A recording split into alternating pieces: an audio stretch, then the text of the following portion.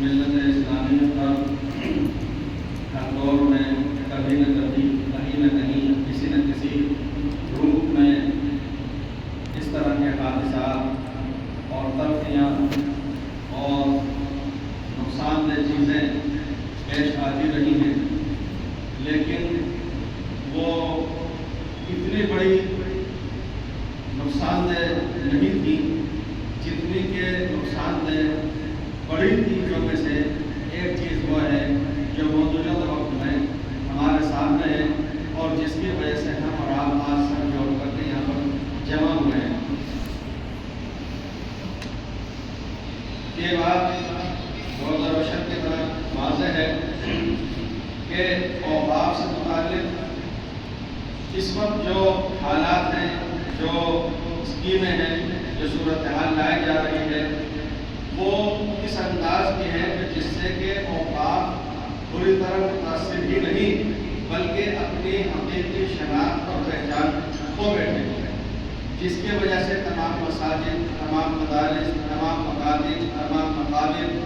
تمام مراکز دینیہ، تمام خانقاہیں، تمام سرائے، تمام جمعے، اس طرح کے جو موقوف ہیں وہ تمام کے تمام زدہ آئیں گے۔ اس لیے آج ملت اسلامیہ کے باشعور طبقے نے، دانشوران حضرات نے اور بزرگان ملت نے نہ صرف کسی ایک تنظیم و تحریک بلکہ مشترکہ طور پر سبھی نے ایک آواز ہوگا، ایک جان ہوگا اور ہم خیال ہم مزاج بن کر اس مسئلے کو جس طرح وہ لے کے چل رہے ہیں وہ ہمیں دکھتا ہے کہ وہ امید افزا حالات ہیں۔ اور بعض حضرات نے، بعض ساتھیوں نے ایسے موقع پہ یہ باتیں بھی اٹھائیں،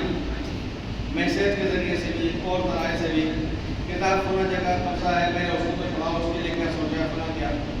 وہ بات بھی ایک مسلمان کے دل میں خلوص پر مبنی ہی ہے، جو ایک تکلیف دہ صورت تھی، اس کا چاہ کہ اس کا بھی ہاتھ ہو جائے، لیکن کبھی ایسا ہی ہوتا ہے کہ خدا خاص میں بھیانک حادثہ ہو جائے اور جو صدمہ آیا ہے وہ معصوم اتنا زخمی ہے کہ چند سیکنڈوں کے اندر اگر اس کو ایمرجنسی نہیں پہنچایا گیا تو جب ہو جائے گا۔ تو ایسے موقع پہ دشمن کو پکڑنے کے پیچھے نہیں بھاگتے،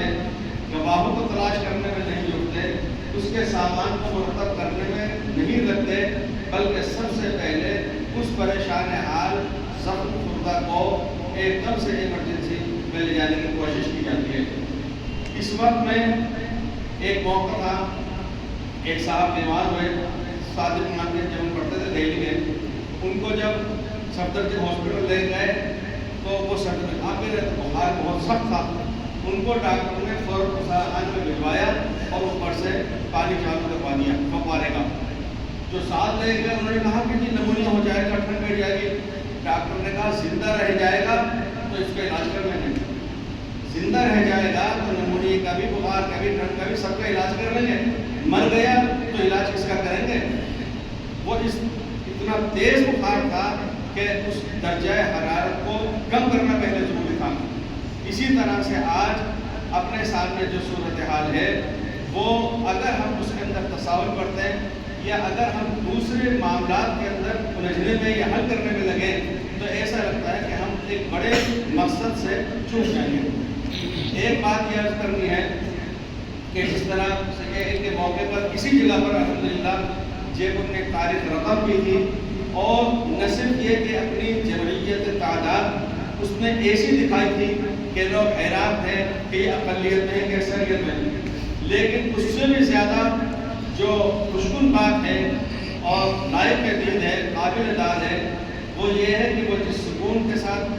جس خوبصورتی کے ساتھ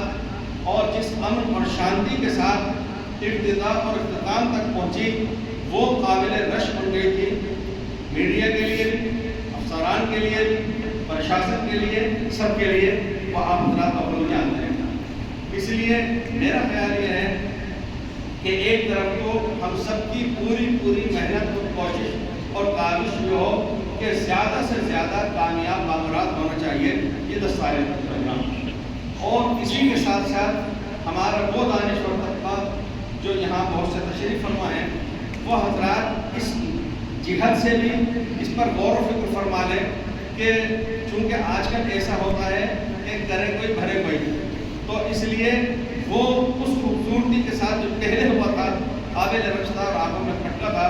اسی طریقے سے اب کیسے بھی اسی سکون، اسی امن اور اسی شانتی کے ساتھ یہ ہو تو کسی حاسد اور کی نظر اس کے اوپر غلط نہ لگ جائے، اس اعتبار سے تحفظ کے طور پر اس اعتبار سے بھی نظر کر لی جائے کہ کہیں کسی کی طرف سے کوئی غلط بات اس طرح کا نہ ہو کہ خواہ ایک امن اور شانتی والے کام کے اندر کچھ کرے کوئی اور بدنامی کسی اور کے ساتھ آ جائے۔ ابھی تقدیر اور تدبیر کی بات بھی چلی تھی۔ تقدیر اللہ کی جانب سے ہے، تدبیر کا حکم پروردگار نے دیا ہے۔ ظاہری اعتبار سے جتنے ذرائع کامیابی حاصل کرنے کے ہو سکتے ہیں، جیسے شر اور فساد اور فتنے سے بچنے کے ہو سکتے ہیں، ایسا لگ رہا ہے کہ ہر جہت سے، ہر سمت سے، ہر جگہ سے اس کے تحفظ اور بقا کے لیے